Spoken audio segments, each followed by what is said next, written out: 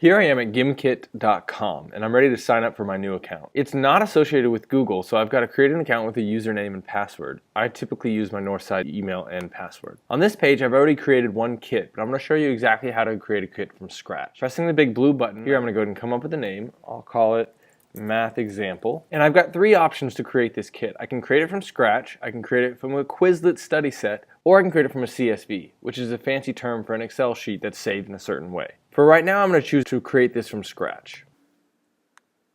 The next page, it notices that I'm trying to do something about math, so it gives me several GIFs here that I can choose about math. I like this one. And now I can create my first question. Using the blue button at the bottom, I can go ahead and ask my questions and create my answers. Notice that the first answer choice has to be the correct answer choice. The other ones will be scrambled and randomly assigned.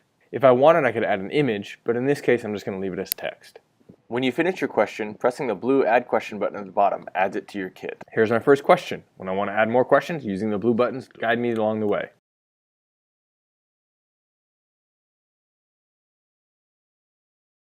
Now that I've got 2 questions, I'll go and magically come up with a few more.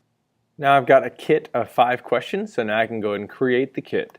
At this point, I'm ready to play the game, and I can just press the play button below the kit, and it'll take me to the next screen where I can choose my options. Several of the options here are fun to look through, but they're very self-explanatory. How you want the game to be played, classic or team mode, what the goal for the game you want it to be. Do you want it to be a certain amount of time or target a certain amount of dollar amount? You can also have them racing towards a finished cash goal. You can set the starting cash and choose a few other options here that I'm not going to go through in detail. But when you're ready to go, you just press continue, and you've got your website ready to play with your students.